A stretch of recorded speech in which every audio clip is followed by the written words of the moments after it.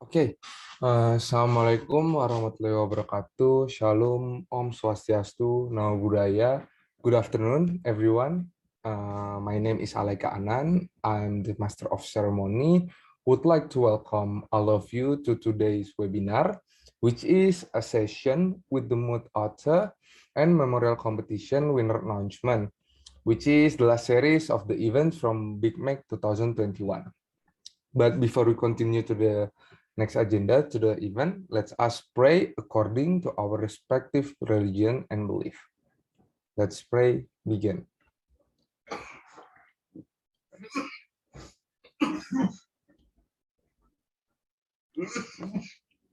Amin. Next, let's sing our national anthem, Indonesia Raya.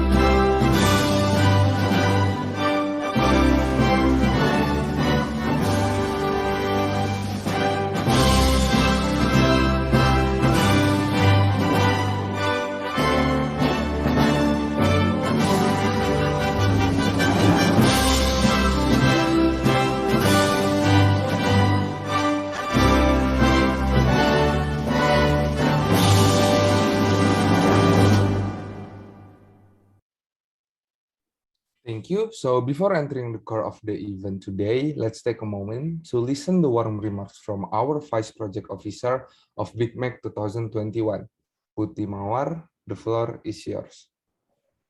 Assalamualaikum warahmatullahi wabarakatuh. Shalom Om Swastiastu, Namo Buddhaya. To the Honorable Vice Dean of Faculty of Law, Bapak Setiawan Nurjasakti, to the President of ILSA Chapter Universitas Brawijaya, Kak Jacinta Sugandi, and to our speaker, Kak Florence, our Honorable Mood Author. Ladies and gentlemen, first of all, I would like to express my gratitude to all of you for attending today's event. Now, a session with the Mood Author for today is a closing of a series of events, which is the Brawijaya IMCC class and memorial competition, consisting of three main events, namely IMCC class, memorial competition, and a webinar, a session with the Mood Author. Today's talk show session will discuss the basics of knowledge about IMCC and sharing session with the Mood Author itself. So sit back and enjoy. I hope participants that are here ranging from Big Mac competitors as well as the all-rise participants of Batch 5 will find our session today as beneficial and can encourage you guys to explore the world of IMCC. I'm Putih Mawar as the Vice Project Officer of Big Mac. Representing the committee, would like to welcome you all to the Grand Closing Big Mac series of events, a session with the Mood Author. Thank you, welcome, and enjoy the process. Wassalamualaikum warahmatullahi wabarakatuh. Salam Om Santi Santi Om Namo Buddhaya. Okay, thank you Mawar for the warm remarks. Now let's listen to the next remarks from Jacinta Sugandi, the President of ILSA Chapter UB, as the organization that oversees the implementation of the 2021 Big Mac series of events. Jacinta, the floor is yours. Thank you, Alaika. Assalamualaikum warahmatullahi wabarakatuh. Shalom, Om Swastiastu, Namo Buddhaya. Good afternoon, everyone. On behalf of the International Law Students Association Chapter Universitas Brawijaya, I would like to welcome firstly the Honorable Vice Dean of Fakultas Hukum Universitas Brawijaya, Bapak Dr. Setiawan Nurdaya Sakti, SHMH. Also, our beloved speaker for today's session, Ms. Teresa Florence Vinasihombing, and all distinguished participants and competing teams of BICMAC 2021. Welcome to the BICMAC 2021 webinar, a session with the Mood author. In this very special afternoon, we will be having a talk show with our Mood Problems author for the 2021 BICMAC Memorial Competition, and to learn more from her about her experience and background in writing this mood problem. And last but certainly not least, as the most awaited event, we will be announcing the winner of the 2021 BICMAC Memorial Competition. First of all, I would like to congratulate all of us, the competing teams, as well as the committees, as today marks the last and final event for BICMAC 2021. Congratulations for all the teams that have been working really hard on drafting the memorial. Best of luck for you all, and we hope that your hard work will be paid off and you'll be glad to hear your result. I would especially give thanks to our entire BICMAC 2021 committees and the International Law Mood Affairs of International Law Students Association Chapter Universitas Brawijaya as well, who have sacrificed their time, energy, and efforts for making this entire webinar possible. Thank you very much to all of you for your hard work and dedication for this past 2 months. I would also give my deepest gratitude to my dear friend and colleague, Teresa Florence, the author of this year's Brawijaya IMCC Class and Memorial Competition 2021. Florence is a brilliant law student in Brawijaya University, majoring in international law, and she is currently serving as the president of BILSTAF, Brawijaya International Law Students Forum of Fakultas Hukum Universitas Brawijaya. And for me personally, I have witnessed her passion and growth in the field of international moot court competitions, and therefore, of course, we were very honored and glad when she agreed to us to help construct the moot problem, the case concerning the Ibnu Baral. I wouldn't think of anyone else that's more fitted to help us in drafting the moot problem. So thank you very much, Florence, for your amazing work and support. And because one of ILSA Chapter UB's purpose is the promotion of international law moot court competition, we hope that this grand event, Brawijaya IMCC Class and Memorial Competition, may become an opportunity for mooters or soon-to-be mooters to practice to make a well-structured memorial, as it is one of the most crucial parts in IMCC. And lastly, I hope that this event will be a memorable one for us all. Thank you. Wassalamualaikum warahmatullahi wabarakatuh. Shalom. Om Santi Santi Santi Om. Namo Buddhaya. May peace be upon us all. Thank you and have a great afternoon. Thank you, Jacinta. Let's move on to the next remarks from our beloved Vice Dean, the Faculty of Law Universitas Brawijaya, Dr. Setiawan Nurdaya Sakti, SHMH, who has given permission for the 2021 BICMAC series of events to take places. Dr. Setiawan, Mas Sakti, the floor is all yours. Thank you. Assalamualaikum warahmatullahi wabarakatuh. Today, I feel very happy because ILSA chapter, International Law Students Association chapter, held an activity that we call as BICMAC. I believe that this activity is very useful, and I'm sure that this activity will give us so many advantages that we can obtain for especially for ourselves. And I'm proud that nowadays among Students Association in Faculty of Law Brawijaya University. Each of Students Association held so many activities, and now ILSA held an activities like this. And I thank the committee of this program and also the participants, all of the participants of this program that who would like to join this program. And finally, on behalf of the Dean of Faculty of Law Brawijaya University, I declare this program that we call as PICMAC open.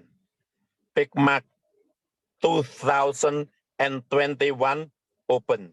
Thank you very much. Wassalamualaikum warahmatullahi wabarakatuh.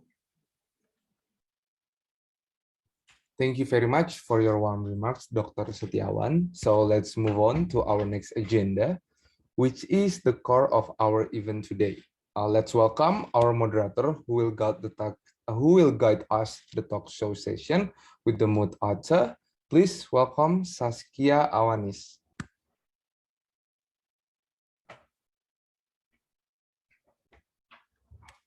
Hello Saskia. How are you? Hello. Okay, so before you start, let me read out your CV so that all the participants in here can get to know you better. So Saskia Awanis is a Universitas Brawijaya student, batch 2019, and have several achievements. First is top 10 best mooters in NAMCO 2021, and then the first winner, also the best paper of National Scientific Paper Competition in Universitas Diponegoro. And of course, Saskia have several experience too. First is National Student Conferences and Global Round Philip Jessup, and then Forum Mahasiswa Hukum Peduli Keadilan, and ILSA Chapter UB, and then Constitutional Law Festival. And also Saskia have one publication, is a legal intelligence system that published in Buku Karya Brawijaya. So okay Saskia, the floor is all yours. Okay, thank you so much, Kak Alaika, for the introduction. Good day, everyone. I am Saskia, hereby as the moderator. I will be your guide on this session, in which we will be discussing with the moot author regarding how the moot problem was created, and also dive into the problem chosen on the moot problem. But first of all, allow me to introduce our speaker, Kak Teresa Florence Kinasi Hambing. So, Kak Florence is a third-year undergraduate law student in Universitas Brawijaya, majoring in international law. During her studies, Kak Florence had various interesting organizational experience, such as the General Secretary of ILSA Chapter Universitas Brawijaya, the Staff of Research and Development Department at Amnesty International Chapter Universitas Brawijaya, and the President of Brawijaya International Law Students Forum. Kak Florence also experienced serving as committee, moderator, master of ceremony, guest speaker, and steering committee in some events. She also has several achievements as oralist in international moot court competitions, such as NAMCO, Internation, and achieving quarterfinalists in both the Jessup Indonesian National Rounds and the Asia Pacific Rounds. So those are some of the experiences done by Kak Florence. Please welcome our moot author, Kak Florence. Good day, Kak Florence. How are you? Hi, I'm great. How are you? I'm good. Thank you for asking us. So, Kak Florence, first of all, thank you very much for joining us today. Okay, so now I wanted to ask Kak Florence several questions, and to the participants during the talk show, you are all allowed to ask questions to our speaker through the chat box. So before we talk about the moot problem, I think it will be necessary to ask Kak Florence's experience during international moot court competition, because it must have relevance into how the moot problem was created or how the problem was chosen. So Kak Florence, my first question will be, why are you interested in mooting? Because as in on your CV, there were several experiences of mooting. Okay, thank you. But first of all, I think I would provide a disclaimer. Sepertinya aku akan berbahasa Inggris dan bahasa Indonesia di saat yang bersamaan, supaya kita makin dekat gitu ya. So basically how I got into muting or how I'm interested into muting adalah saat pengenalan LO LSO gitu di fakultas. Dan I met dengan Ilsa chapter UB dan di situ diperkenalkan begitu apa saja prokernya, apa saja yang dikerjakan, dan salah satu di antaranya adalah IMCC. Nah dari situ I got to know bahwa ternyata di luar peradilan Indonesia itu ada peradilan ini ya, ada peradilan internasional. Terus jadi penasaran gitu gimana sih sebenarnya bentuknya. Ya dari situ mulailah muncul bibit-bibit tertarik nih. Nah dari situ setelah itu sih aku diundang untuk menjadi JASAP Observer di 2019. Dan dari situ jadi aku benar-benar tertarik dengan IMCC sih, Saskia. Oke, jadi Kak Florence memang ketika pengenalan LO sudah tertarik dengan Ilsa, juga tertarik dengan IMCC karena melihat ada peradilan internasional ya Kak. Tadi aku lihat Kakak bilang pertama diundang menjadi Observer JASAP. Nah, JASAP ini kan salah satu IMCC yang besar ya Kak. Dan pengalaman pertama Kakak berarti menjadi Observer JASAP. Nah, pada saat itu apakah ada kesulitan Kak? Karena pasti kasusnya lebih sulit ya dibanding IMCC lain. Sebenarnya semua MCC sulit ya, tapi JASAP ya sudah pasti untuk lebih advance sedikit dibandingkan yang lain. Kesulitannya adalah, I would say dulu itu kan masih semester 1 atau semester 2, dan dasar HI ku itu sangat-sangat sedikit. Kita kan semester 1 atau semester 2 itu biasanya belajarnya pendidikan kewarganegaraan atau basic-basic itu kan. Nah, di situ ini sih belum paham. I wasn't able to fully grasp apa itu MCC, gimana cara kerjanya karena belum mengenal HI gitu secara ekstensif. Mungkin itu sih kesulitannya. Oke, tapi walaupun begitu dengan belajar lalu kan jadi observer, kita pasti melihat banyak banget pengalamannya dari situ. Nah, tapi ketika Kakak waktu pertama kali mau ikut lomba nih, ketika jadi kompetitor gitu ya, kesulitan yang Kakak hadapi itu apa ketika pertama kali lomba IMCC? Ini kesulitan semua ya, oke. Kesulitannya kalau di IMCC, I would say pertama yaitu mengenal HI-nya, karena biasanya teman-teman yang masuk IMCC ini knowledge-nya about the law itu masih berkembang kan, bahkan kita juga sampai saat ini masih berkembang. Di situ ya pertama yang aku hadapi kesulitannya adalah mengenal HI-nya itu sendiri, gimana sih hukum internasional bekerja, apa saja sources yang di-apply di court, apa saja courts yang ada di international law, gitu. Nah, terus seiring waktunya, aku mulai belajar gitu, ternyata seperti ini ya kerjanya international tribunals. Ternyata prosedurnya seperti ini. Dan dari situ sih, terlepas dari segala kesulitannya, kita mulai belajar gitu dan mengembangkan skill, attitude, dan bahkan knowledge itu sendiri. Oke, jadi walaupun pasti pertama kita wajar ya kalau untuk menemui kesulitan, tapi dari situ juga kita belajar karena kita juga langsung mempraktekkan apa yang harus kita lakukan untuk menyelesaikan lomba ini. Nah, terus kalau bahas IMCC ini, kita kan pertama pasti disediakan mood problemnya. Nah, ketika kita baca mood problem, tentu kita nggak langsung memahami gitu ya, Kak. Pasti ada, kita harus baca ulang dan lain sebagainya. Nah, untuk kita memahami atau memudahkan kita untuk memahami mood problemnya itu gimana sih, Kak? Oke, dari pengalamanku IMCC sejauh ini, mau sampai akhir pun kita lomba, mau sampai selesai pun lomba, kita pasti bahkan kadang itu ada kemis beberapa kali gitu detail-detail dalam mood problem. Itu sangat-sangat wajar, karena mood problem itu kan panjang biasanya dan banyak sekali detail-detail kecil yang harus diperhatikan. Nah, menurutku cara kita nge-approach suatu mood problem itu adalah untuk ngebaca. Nggak bisa dihindari kan, kita emang harus ngebaca terus. Kalau dari pengalamanku juga melihat good mooders out there, terutama yang di JASAP gitu, mereka itu udah sampai hafal isi mood problem itu by heart atau by mind gitu.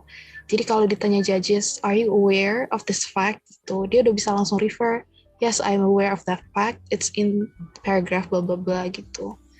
Jadi itu sih belajar terus, ngebaca terus ditulis juga sih hal-hal penting atau kecil dari setiap paragraf yang ada di problem.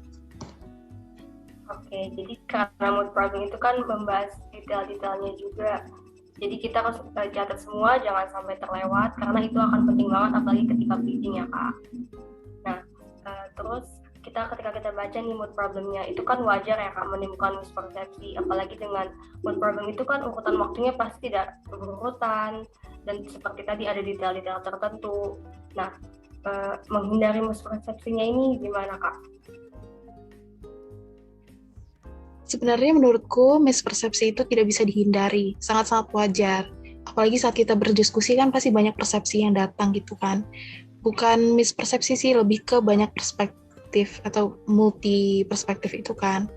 So untuk menghindari mungkin adalah ini sih, untuk diskusi dengan tim.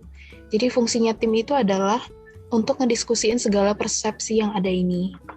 Nah ada dosen yang bilang kalau misalnya ada 2 mahasiswa hukum di satu ruangan yang bersamaan, pemikirannya itu tidak 2, tapi bisa 3 atau bahkan lebih, karena perspektifnya itu banyak. Jadi menurutku adalah untuk diskusi terus dengan teammate, terus dibahas juga, dipertimbangkan legal sources-nya, pertimbangkan research kalian, lalu diluruskan menjadi persepsi yang sama atau satu perspektif lah antara kalian setim, gitu sih. Itu fungsinya tim nanti. Ya, jadi dalam menghadapi mispersepsi itu justru nggak masalah banget ya Kak, malah dengan adanya mispersepsi itu menimbulkan banyak pikiran, banyak jawaban, banyak bahan untuk problemnya, dan tentu karena kita aim di sini bareng sama tim, itu gunanya tim untuk saling membantu kita. Nah, ketika kita baca nih Kak, pasti wajar kan Kak kita baca terus a question just pop in our head, kayak muncul aja gitu pertanyaannya, dan itu kalau mengalami itu apakah kita harus ditulis aja atau kayak kita cari satu-satu dulu pertanyaan-pertanyaan yang muncul ketika kita baca mood problem? Oke, pasti banyak banget nih pertanyaan kan waktu kita, kayak yang dibilang Saskia juga banyak banget kan, as soon as kita baca loh kenapa ini, kenapa gitu. Tapi menurutku hal pertama yang harus dicatat itu adalah kalian baca dulu full, terus dipahami gitu apa aja sih isunya, isu utama. Jadi kan biasanya ada claims-nya kan, claims-nya itu sebenarnya adalah legal issues-nya. Nah terus dari situ kalian pertanyakan lagi, apa aja sih anak-anak pertanyaannya gitu, tiap claim dipertanyakan. Oh, misalnya terkait yang Baral kemarin gitu kan, terkait conservation, emang kewajiban conservation itu apa saja sih sebenarnya di bawah international law? Terus kewajibannya ini tuh kan apakah mengikat kedua belah parties atau hanya satu party, seperti itu. Jadi memperhatikan dulu claims-nya yang utama, terus di bawah-bawahnya itu akar-akarnya gitu. Jadi dari isu yang ada di mood problem itu kan pasti ada isu utama dan isu lainnya. Jadi kita urutkan itu ya Kak, dan tentu memperhatikan detailnya. Nah tadi kan kita Kakak udah memberi berbagai tips nih tentang menulis memorial, terus tentang menghadapi isu-isunya. Nah terus kita kan jelas udah punya pemahaman yang lebih baik tentang mood problemnya. Tapi gimana sih Kak biar kita tahu, oh ini udah waktu saatnya nih kita buat mulai menulis memorial, atau kayaknya kita udah cukup deh melihat isunya sekilas, saatnya kita tulis memorial nih. Sebenarnya menurutku pertanyaan ini sedikit unik ya, karena kalau misalnya di saat kita lomba itu pasti ada deadline-nya kan, memorial submission. Jadi mau nggak mau ya emang harus nulis cepat mungkin kan, kita ada time constraint. Tapi menurutku kalian udah bisa mulai nulis memorial as soon as you have the issue, terus kalian udah mulai research gitu loh. Oh ternyata cara menjawabnya ini adalah dengan legal sources yang ini gitu. Nah kalau misalnya kalian udah mulai ada pertanyaan, udah mulai ada jawaban, udah bisa langsung ditulis gitu. Dan kalau udah ada kerangka pikirannya. Gitu sih, Sas. Jadi kita punya kerangka pikirannya dulu dari masalah-masalah yang ada di mood problem, dan karena kita punya deadline ya jadi harus dikerjakan secepatnya ya Kak. Oke, terus dalam penulisan memorial nih Kak, ini kan mungkin lebih nggak biasa kalau kita melihat makalah atau paper, itu kita mungkin udah biasa dengan dengan sistematikanya gitu Kak. Sedangkan memorial ini kan sedikit berbeda. Nah, Kakak punya tips-tips tertentu nggak untuk menyusun memorial itu yang baik seperti apa? Oke, tips. Kalau misalnya sebenarnya sebelum tip itu kan tadi Saskia ada bahas paper, makalah, dan mereka ada susunan tertentunya kan. Sebenarnya untuk IMCC juga ada golden rule-nya, yaitu IRAC, yaitu Issue, Regulation, Analysis, and Conclusion. Kalau misalnya kalian udah bisa nyusun itu semua, otomatis kalian udah pasti bisa membangun suatu memorial yang baik. Jadi kalian seperti yang aku bilang tadi, kalian harus aware dulu apa sih isunya. Oh ternyata isunya yang claims tadi itu dan ada anak-anaknya. Terus apa sih regulationnya? Apa saja conventions, principle, custom, ataupun judicial decisions yang bisa di-apply gitu on the present case. Nah lalu dari issue dan regulation itu kalian hubungkan, yaitu jadi analysis. Setelah ini 3 sudah ada, barulah ada conclusion, kesimpulan. Jadi kalau dari 3 itu apa sih yang kita dapatkan? Kita conclude. Gitu.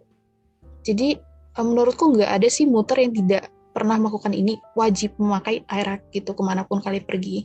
Mau IMCC-nya kecil, mau IMCC-nya besar, pasti semuanya IRAC. Gitu sih. Paling sebutannya aja yang beda-beda. Menurutku itu tip yang paling penting sih, Saskia. Oke, Kak. Terus dalam IMCC ini tentu kita pasti juga belajar atau meningkatkan kemampuan berbahasa Inggris kita, karena full bahasa Inggris kan semuanya. Nah, terus dalam menyusun memorial nih, bahasa-bahasa yang digunakan, apakah harus bahasa yang mudah aja, atau bahasanya mungkin lebih berat, karena kita kan pasti sumbernya itu bisa dari putusan, atau dari konvensi, yang pasti bahasanya beda gitu dengan bahasa Inggris sehari-hari. Nah, dalam memorial sendiri bahasanya harus seperti apa nih, Kak? Bahasanya I would say legal English ya, tapi legal English yang, iya sih legal English, maksudnya kalau dalam penyusunan memorial ataupun claim itu pasti harus dengan bahasa yang accurate, precise, dan tidak vague ataupun tidak jelas gitu. Jadi misal nih kita mau nge-cite suatu judicial decision, otomatis kita nggak bisa ngasal nulis kan, kita harus interpretasi dengan baik dengan regulation yang ada. Lalulah kita tuliskan seperti itu. Dan iya sih legal English ya, sedikit lebih advance daripada English biasanya, dan bahasanya itu cenderung digunakan oleh legal practitioners di international tribunals. Begitu Saskia. Oke, ini mungkin akan berkaitan nih Kak dengan pertanyaan yang udah ada ditanyakan salah satu partisipan kita dari Sofa Uwato. Dan Sofa ini bertanya, are there any tips and tricks to conquer the IMCC even if I'm not influent in English? Gimana menurut Kak Florence? Sebenarnya dari pengalamanku, English doesn't have whether or not you are fluent in English itu tidak sangat berpengaruh, nggak terlalu berpengaruh. Soalnya kemarin itu kan juga kita, jadi aku JESAP udah pernah ketemu tim-tim Indonesia kan, dan judges-nya juga bilang, nggak harus fluent kok, yang penting apa yang kamu ingin sampaikan itu tersampaikan. Arguments-nya, analysis, conclusion semua tersampaikan. Dan kemarin juga kita Asia Pacific Regional Round, kita ketemu teman-teman dari China, dari Amerika gitu-gitu kan, dan otomatis tingkat English kita pasti berbeda semua kan. Tapi sejauh kita lomba kemarin, nggak ada satupun judges yang mempermasalahkan. Yang penting itu tadi, semua issue, regulation kita tersampaikan dengan baik gitu. Terus menurutku, to conquer IMCC itu to have that golden rule tadi, sama in terms of English, menurutku ini agak kurang lazim ya, tapi get to know English yang biasa dulu aja. Maksudnya perbanyak nonton series, drama yang bahasa Inggris, use your subtitles gitu. Dari situ kita, terbiasa nih dengan English yang biasa. Setelah itu barulah step up ke legal English. Gitu sih, Saskia. Oke, jadi pertamanya kita belajar dulu bahasa Inggris untuk sehari-hari, terus kita level up to legal English. Nah, terus juga selama kita IMCC ini kan pasti kita banyak pembelajaran, banyak pemahaman untuk bahasa Inggris, dan itu tentunya relevan untuk IMCC ini. Nah, terus mungkin nih Kak, selama menyusun, itu kan wajar kita kayak burn out atau pasti ada stresnya gitu, mencari legal sources-nya. Nah, untuk handle itu semua gimana Kak? Menurutku ini case-to-case basis atau person-to-person basis. Karena menurutku burnout ataupun mental breakdowns itu, or as I say mental breakdowns, itu beda-beda per orangnya gitu. And how you tackle it is different pastinya. So menurutku, if you ever face a burnout or mental breakdown seperti itu, ya take it slowly dulu. Terus figure out what's best for you. Coba pahami dirimu sendiri. Terus gimana ya sebaiknya aku men-tackle ini mental breakdown ataupun burnout ini. Jadi misal, kan pasti teman-teman di sini yang tim-tim yang Big Mac ini pasti sudah merasakan ya, jenuh banget sih ini baca mood problem, kenapa sih ini mood problem?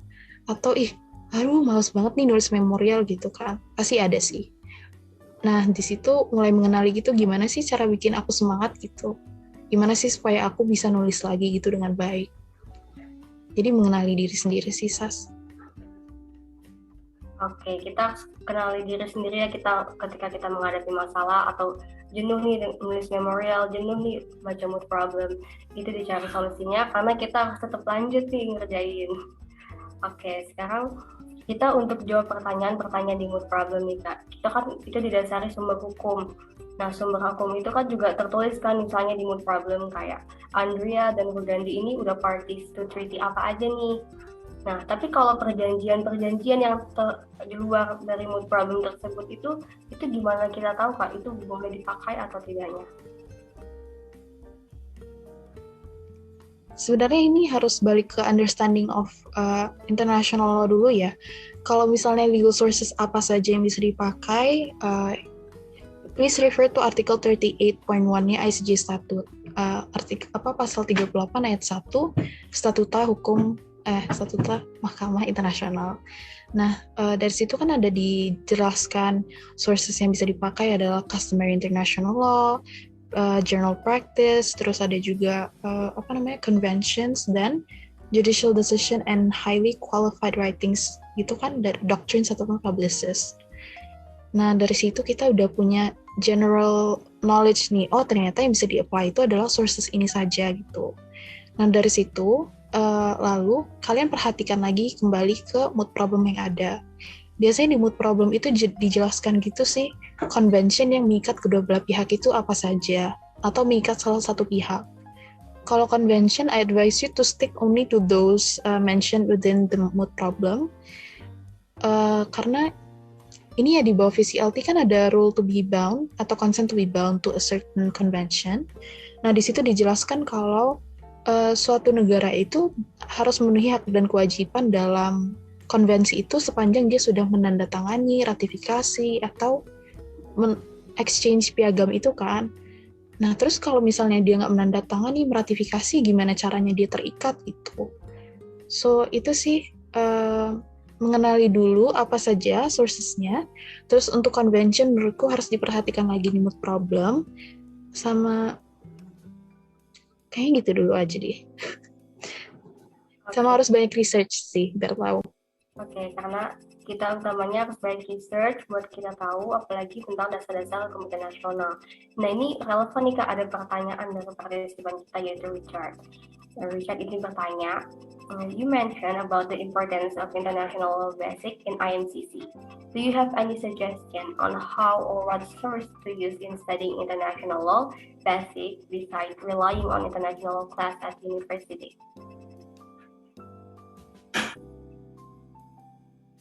Gimana ya?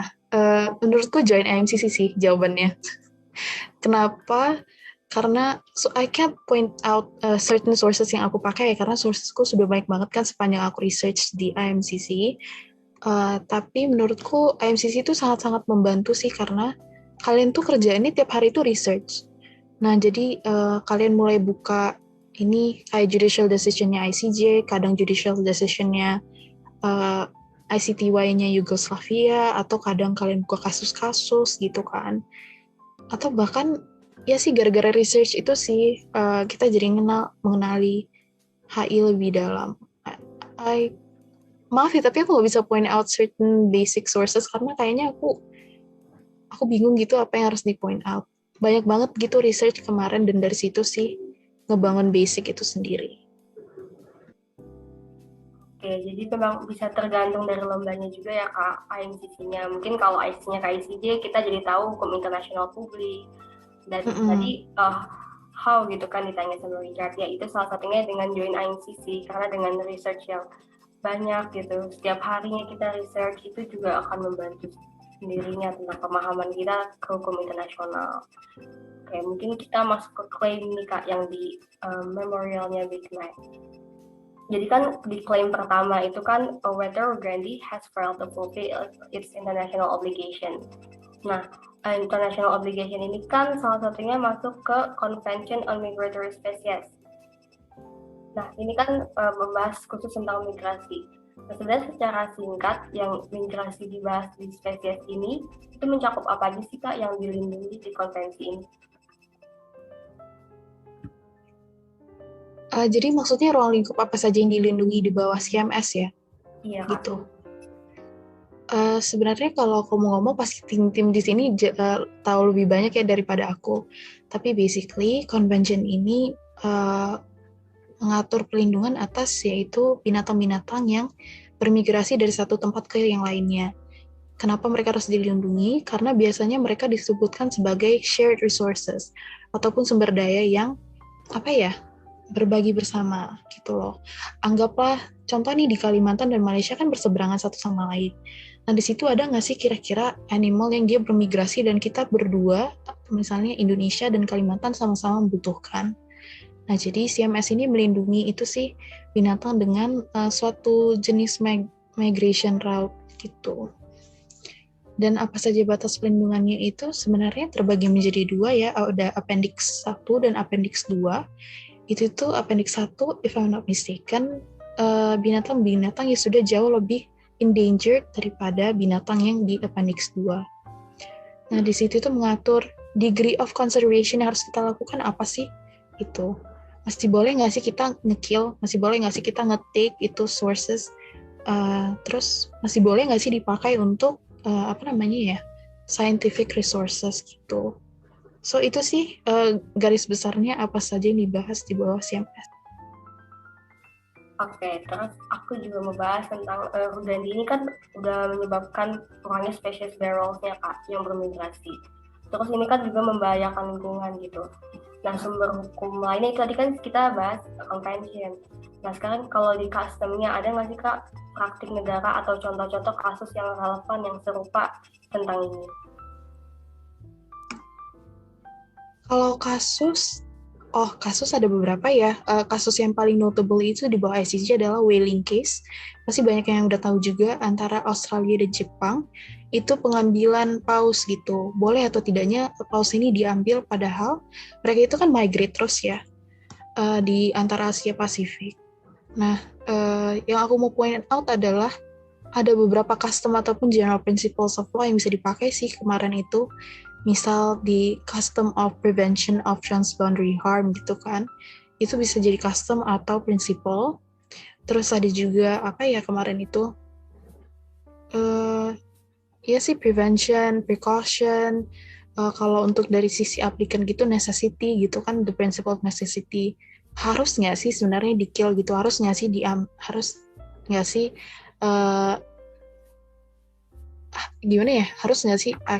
conservation-nya ini dilakukan gitu Sas. Oke, jadi udah memang ada juga ya Kak contoh-contoh kasus atau praktik dari negara yang relevan, apalagi kalau hewan ini kan wajar sekali bermigrasi atau berpindah tempat. Nah, tapi kalau tindakan selanjutnya gitu Kak, dari kayak tindakan-tindakan yang kayak harm the environment gini atau bisa membahayakan spesies tertentu, itu biasanya tindakan selanjutnya seperti apa Kak? Jadi apa sih solusinya gitu ya, tindakannya gitu ya? Iya, dari Aku bingung sih cara jawab ini ya, karena sebenarnya aku not an expert in environmental law kan, dan knowledge-ku juga tidak terlalu banyak di environmental law. Tapi itu case to case basis, gimana caranya atau solusinya. Sebenarnya kenapa kedua parties ini ngebawa ke ICJ itu adalah untuk mencari solusi itu sendiri. Jadi si ICJ ini punya nggak sih solusi lain gitu. So I can't say on what solution I can give atau bisa di-provide untuk kedua parties itu. Tapi fungsi mereka datang ke ICJ ini adalah untuk mencari solusi itu sendiri sih, Saskia. Oke, Kak. Nah, Rugandi ini kan udah mengurangi spesies dari barrels-nya, Kak. Nah, terus itu kan ada allegations gitu dari Andrea bahwa Rugandi ini melakukan ini. Tapi untuk pembuktiannya itu yang harus melakukan pembuktian ini dari pihak Andrea-nya, Kak? Pembuktiannya menurutku dari kedua partisnya ya. Karena di satu sisi si Andrea merasa ini tuh not sufficient, tapi si Rugandi merasa nggak kok ini sufficient gitu. So, dua-duanya harus membuktikan, si Andrea harus membuktikan it's not sufficient, si Rugandinya membuktikan it's actually sufficient gitu. Nah, terus pembuktiannya dari mana? Pertama dari legalnya itu kan, apa aja sih legal obligationsnya? Terus kedua, fakta-fakta di dalam mood problem itu ada untuk nge-support atau ngebuktikan apa saja, membuktikan ini sih legal obligationsnya apakah sudah terpenuhi atau tidak, seperti itu. Jadi misal Rugandi bilang kita itu udah nge-prevent transboundary harm gitu, dan dia memakai prinsipal. Baru dari situ dia refer to the facts within the mood problem. Fact mana aja sih yang menyatakan dia sudah nge-prevent, misalnya dia bilang, aku sudah enact RBC kok, aku juga sudah melaksanakan BPP, seperti itu. Berarti sejauh ini, sejauh dari legal sources, ataupun sejauh dari legal obligation, dan fakta yang ada itu, aku sudah memenuhi semua standards-nya gitu. Oke, jadi karena emang ini IMCC ya Kak, ada aplikan, ada responden, tentu dua-duanya klaimnya berlawanan. Dan pembuktiannya pasti kedua belah pihak itu mau saling membuktikan. Ya Kak. Oke, terus kita kan di sini juga dari mood problem ini ada blue sheet program nih Kak, yang ngambil barrels-nya for scientific purposes. Nah, kalau pada umumnya aja sih Kak, kalau scientific purpose ini apakah udah ada regulasi yang jelas mengaturnya, terus atau ada batasan atau ketentuan tertentu kalau mau kayak taking animals for scientific purpose gitu Kak? Sebenarnya menurutku kalau ngebahas ini tuh akan ekstensif ya, tapi aku akan bahas permukaannya aja mungkin ya. Jadi ini tuh udah pernah disebutkan oleh judges, either it's separate opinion ataupun di dalam judicial decision-nya di Wheeling case-nya ICJ. Nah, di saat itu mereka ada yang mengambil pause gitu, dan yang jadi permasalahannya adalah diperkenankan nggak sih di bawah scientific source, alasan scientific source, dan itu sih ada judge yang bilang diperkenankan, ada lagi yang bilang enggak gitu. So I think kalau mau bahas itu lebih ekstensif, bisa buka Wheeling case, judgment-nya, separate opinion-nya, dissenting opinion-nya juga gitu. Karena jadi salah satu sumber HI juga ya kayak custom, kita jadi melihat praktik negara dan putusan-putusan ICJ yang relevan tentang ini, salah satunya Wheeling IPR kan gitu ya. Oke, terus di mood problem ini kan menariknya juga, kita di klaim 2 itu bahas pengajuan ke ICC. Nah, kenapa sih Kak pada saat itu kita harus mengajukan ke ICC, dan bedanya apa sih Kak dengan ICJ? Sebenarnya pada saat itu kita tidak harus mengajukan ke ICC ya, tapi kenapa jurisdiction ICC-nya itu dipermasalahkan adalah karena kalau kalian baca secara penuh mood problemnya, si Rugandi ini is not a state party to the Rome Statute. Rome Statute ini kan menjelaskan tentang jurisdiction-nya ICC. Nah, jadi itu kembali ke basic HI tadi. Gimana sih boleh obligation ini melewati, melebihi daripada state party. Ini kan udah non-state party kan. Bisa nggak sih jurisdiction-nya ICC ini terhadap si Rugandi ini, gitu sih kemarin itu. Dan bukan Rugandinya sih, tapi lebih ke individual nih dari Rugandi, si Mr. Malfoy. Iya, jadi pihak yang diajukan ke ICC ini kan memang Mr. Malfoy ya Kak. Nah, Mr. Malfoy ini kan kedudukannya Menteri Luar Negeri ya, Minister of Foreign Affairs. Nah, dari jabatan tersebut apakah dia seharusnya itu mendapatkan imunitas tertentu ya Kak? Nah, berdasarkan custom, memang head of states ataupun head of states ataupun orang-orang pejabat-pejabat tinggi yang memegang letter of credentials dari presiden atau prime minister, itu semua memiliki imunitas as soon as dia memijak jurisdiksi negara lain gitu. Ini tuh berdasarkan custom ya, dan juga VCDR. Nah, di situ dijelaskan bahwa contoh nih, Mr. Malfoy kan dia ditugaskan untuk hadir sebagai representatif di Barrel Dialogue gitu. Nah, saat dia menginjak di negara penerima yaitu si Andrea, dia itu sudah mengemban imunitas gitu. Jadi ada yang argue juga, ada juga scholar yang pernah argue, as soon as dia nyampe bandara itu seharusnya udah menerima imunitas. Sampai dia pergi keluar, sampai dia benar-benar leave dari jurisdiksi itu, barulah imunitas dia lepas. Gitu. Oke, jadi memang berdasarkan custom harusnya ada imunitas tertentu yang dimiliki Mr. Malfoy. Tapi kan yang pelanggaran ini mengenai human rights kan, tentang hak asasi. Tapi apakah imunitas itu tetap berlaku ya, Kak? Nah, sebenarnya itu jadi isu kita, berlaku nggak sih sebenarnya gitu. Jadi si Rugandi bisa bilang, tetap berlaku dong, ini tuh kebiasaan gitu kan. Tapi si Andrea bisa bilang, enggak, karena misal ada kasus di ICC, aku lupa ya, nama personnya siapa, tapi dia juga ditangkap di negara yang non-state party. Nah, di situ head of state-nya itu memang sudah melakukan tindakan-tindakan kriminal. Jadi ICC merasa bahwa penangkapannya itu sudah clear, melewati mengesampingkan imunitas dia karena ada obligation lain yang harus dipenuhi. Obligation apa sih itu? Yaitu obligation untuk memenuhi ini sih hak-hak atau ham-ham si korban-korbannya gitu kan. Istilahnya gini lah, di override sama use cogence to protect the korban gitu, atau the custom to protect the korban, itu sih. Oke, terus kita juga tadi kan ada membahas ke ICC. Terus kita kalau melihat jurisdiction-nya ICC sebenarnya apakah punya jurisdiction gitu Kak untuk menahan Mr. Malfoy? Sebenarnya yang menahan ini kan bukan ICC ya, tapi Andrea kan yang menahan. Nah, di sini itu pertanyaannya adalah ICC punya nggak sih jurisdiction untuk menahan? Nah, ada yang bisa argue gitu. Andrea itu adalah agentnya ICC. Maksudnya apa? Dengan adanya notification dari si ICC itu, dia bisa langsung nangkap si Mr. Malfoy. Tapi di satu sisi juga, Rugandi juga bisa argue, nggak boleh, sebelum kamu sudah diarahkan langsung nih oleh ICC. Misal ICC arahin Andrea tolong tangkap ya. Nah, barulah dari situ si Andrea harus menangkap, seperti itu.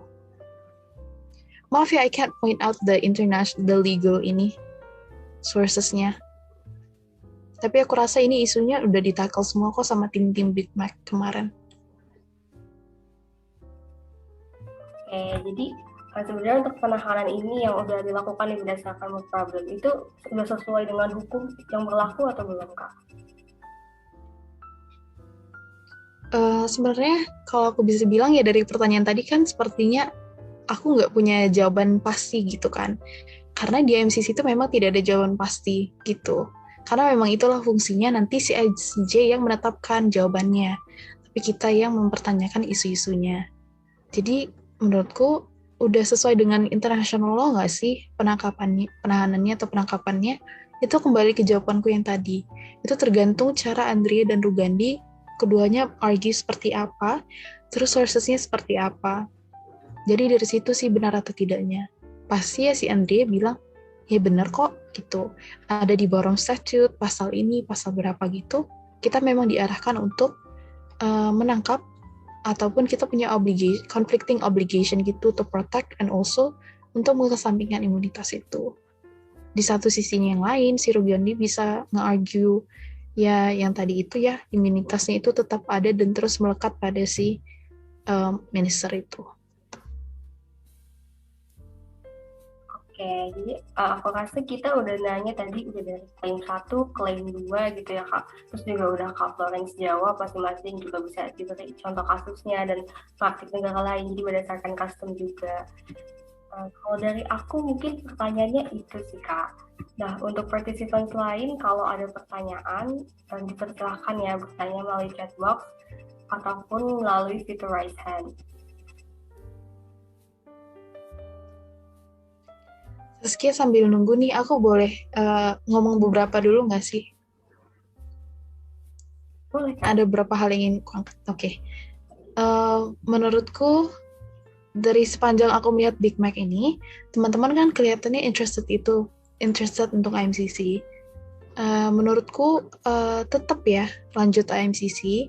IMCC itu seru kok gitu. Banyak nih teman-teman dari ILSA yang di sini juga udah pernah IMCC gitu. Jadi kalau dari yang pernah dibilang coachku itu, kalau misal kalian IMCC, kalian udah way ahead of your peers gitu. Jadi misal kayak tadi kan ditanya Richard nih, basicnya dari mana sih belajarnya gitu. Kalian belajarnya dari IMCC dan dari situ teman-teman kalian yang bahkan belum belajar HI itu kalian udah tahu HI itu seperti apa. Kemarin aku ngerasa gitu sih. Jadi salah satu basic HI itu kan whether or not ada consent to be bound kan dulu ya. Ini contoh. Nah jadi di situ tuh posisinya aku belum ngambil HPI atau hukum perjanjian internasional. Tapi aku udah paham gimana sistemnya perjanjian, gimana cara mengikatnya. Itu semua karena IMCC kemarin itu. Itu sih. Jadi knowledge kalian pasti sangat-sangat baik gitu. Belum lagi skill dan attitude kalian juga pasti sangat ini sih berkembang dari IMCC ini karena pasti kalian bekerja sama dengan tim itu sendiri kan. Gimana sih cara kalian understand tim-tim yang ada gitu? Gimana sih cara kalian kerja sama ataupun diskusi yang baik dengan teammate? Gitu sih. Jadi menurutku worth to try ya IMCC itu. Lanjut aja IMCC guys. It's fun kok. Jadi dari pengalaman Kak Florence ini kan udah berbagai MCC, tapi worth it banget ya Kak, karena pengalaman yang didapat banyak, pengetahuannya juga banyak, jadi membantu kita dari akademis juga. Jadi di perkuliahan kita udah paham, karena kita udah research yang banyak.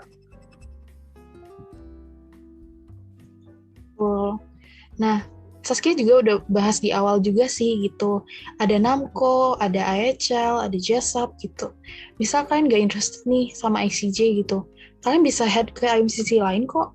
Jadi ada NAMCO, SAMCO, arbitration gitu kan, competition. Kalian bisa jadi tahu gitu. Oh, international business dispute settlement itu seperti apa?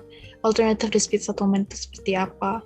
Terus kalian mikir lagi, aku gak interested nih di arbitration.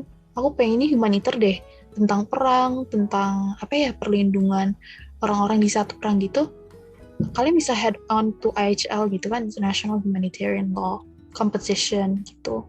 So sebenarnya IMCC itu banyak banget ruang lingkupnya dan bagus sih untuk dicoba. Iya Kak, jadi memang beda-beda ya Kak, ada yang public, ada yang private, terus bisa hukum humaniter internasional, bisa juga arbitrase. Terus kita sekarang ada pertanyaan nih dari participant kita, yaitu Amal. Amal bertanya nih, kalau udah semester 5 atau semester 6 kuliah, itu terlambat nggak sih Kak untuk mulai ikut IMCC? Enggak kok, karena ini Saskia semester berapa ya? Semester 5. Semester 5. Menurutku nggak terlambat kok gitu, karena aku juga udah witness banyak banget orang yang walaupun semester 5 atau 6 masih ikut. Contoh aku, kemarin itu aku semester 5 itu masih ikut JASAP gitu. Dan bahkan cuttingku dulu, teammateku yang JASAP 2021 and 2020, itu tuh mereka udah semester 7, guys. Mereka tuh udah tua gitu loh. So, tapi mereka masih ikut gitu loh. It's never too late. As long as kalian ada passionnya atau ada keinginannya, it's never too late to gain knowledge gitu dari MCC. Oke, jadi emang nggak ada kata terlambat ya Kak. Apalagi kalau kita misalnya udah semester 5 nih atau semester 6, pasti kita juga udah punya dasarnya, tapi kita akan memperkuat itu dengan IMCC. Karena kita pasti di lomba itu setiap hari kita research, kita punya pengetahuan baru gitu.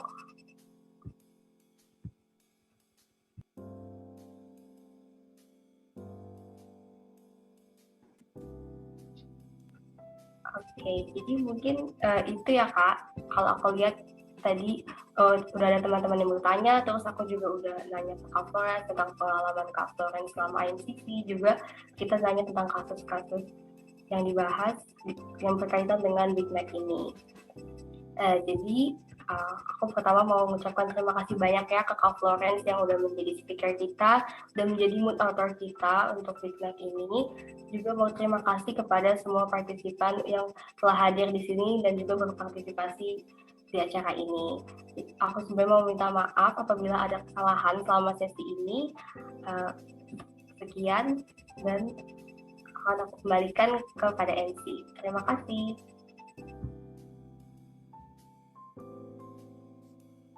Okay, thank you Saskia and Florence. Wow, what a fascinating talk show session. And of course, the participant of the memorial competition certainly got a lot of knowledge related to the mood problem made by the author itself. And from my point of view, participants seem to be able to predict the outcome of the memorial that has been made and has also been judged by the jury. Because soon, this is what we are waiting for, right? We will enter the winner announcement session of the 2021 Big Mac Memorial Competition. Okay, but before that, I would like to urge all participants to fill feedback Google form that committee sent through chat box. And the committee already sent it through the chat box, so I urge all the participants to fill the form. And while all of you fill the form, I would like to inform you there are several winning categories in this memorial competition, which is the first one is the second runner-up of 2021 Big Mac Memorial Competition. And then the second one is the first runner-up of 2021 Big Mac Competition. And last, but of course, not least, the champion of 2021 Big Mac Memorial Competition. Okay, so without further ado, let's move to the first category. And the first category is the winner of the second runner-up of 2021 Big Mac Memorial Competition goes to the team, drumroll please. Team 115 from Universitas Diponegoro with total score 387.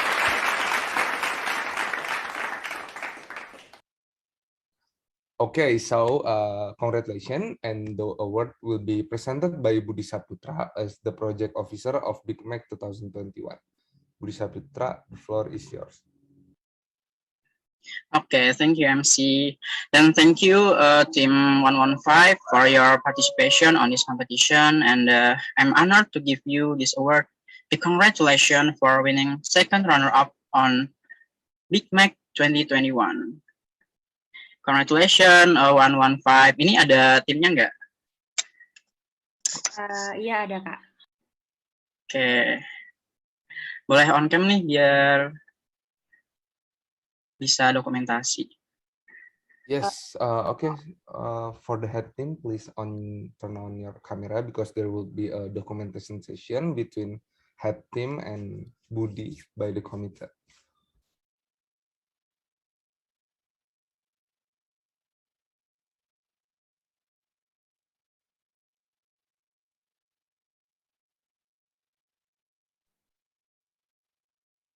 Oke, aku take over ya untuk dokumentasinya. Oke, siapkan pose kalian, senyum lebar. Oke, aku hitung. 1, 2, 3. Oke, udah. Makasih, selamat guys. Thank you, Kak. Okay, thank you. Okay, thank you, committee. Once again, congratulations to the team 115 from Universitas Diponegoro. And now let's move on for the next category. There is the winner of the first runner-up of 2021 Big Mac Memorial Competition. And the first runner-up of 2021 Big Mac Memorial Competition goes to, drumroll please, goes to the team 114 from Universitas Tarumanegara with total score 120. Okay, congratulations, and the award will be presented by Mediana Indah Lestari as head of International Law Mood Affair of ILSA Chapter UB. Mediana, the floor is yours. Okay, thank you, Alaika. Thank you, Team 114 from Tarumanegara for participating in Big Mac 2021, and congratulations. Okay, so there would be a documentation session again between head team and Mediana by the committee. So team 114. Okay, committee please. Oke, senyum lebar ya. 1, 2, 3. Oke, selamat.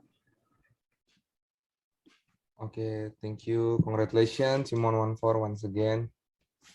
And now the long-awaited last category award winner, right? We've been waiting this.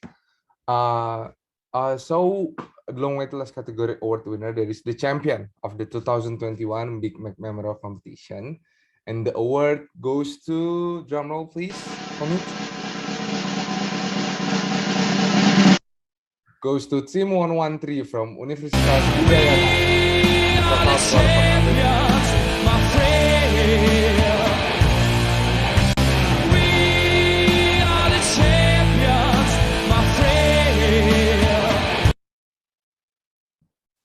Okay, and the award will be presented by Jacinta Sugandi as the president of ILSA chapter UB.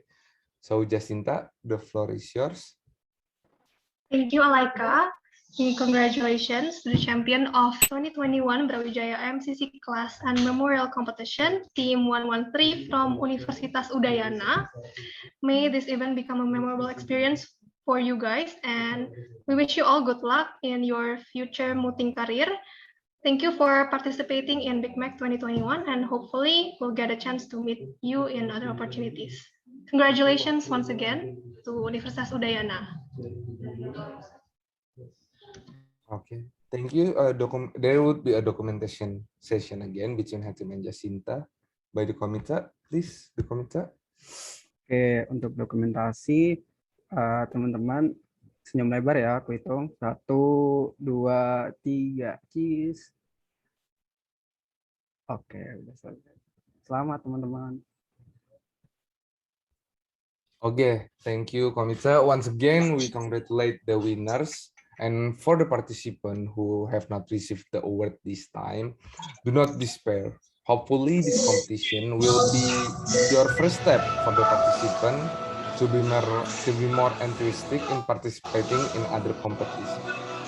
Sorry, can unmute your Tata. Can you mute yourself first? Okay, thank you, Tata. Okay, so before we closing today's event, we will conduct a documentation session again, but this for all participants. So I hope that all participants to turn on the camera, and the documentation session will be guided again by the committee. Oke, untuk dokumentasi, teman-teman bisa mulai on cam.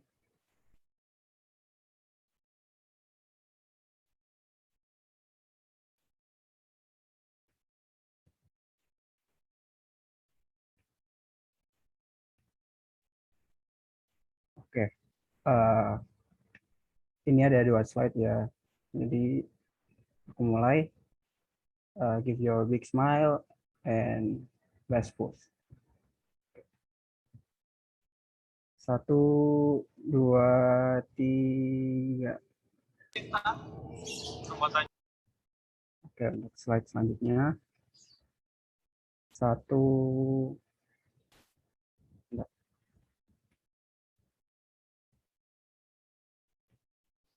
Oke, slide selanjutnya. 1, 2, 3. Oke, mantap teman-teman. Sudah selesai.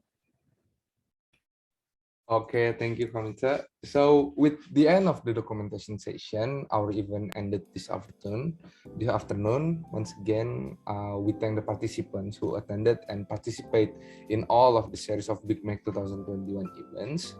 I, Alaika Anan, on behalf of the entire committee on DATSI, apologize if during the event there was inappropriate words and attitudes. Hopefully, we can meet again on another occasion. Thank you. Wassalamualaikum warahmatullahi wabarakatuh. Shalom, Om Santi Santi Om, Namo Buddhaya. Bye-bye teman-teman. Thank you. See you in Big Mac 2022. Thank you all. Thank you. Bye. Okay, bye. Don't forget to fill your G form feedback, okay? Thank you all.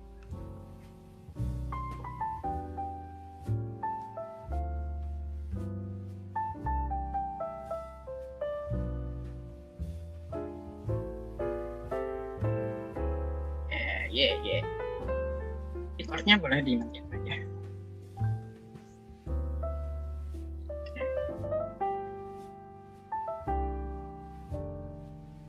Thank you all. See you.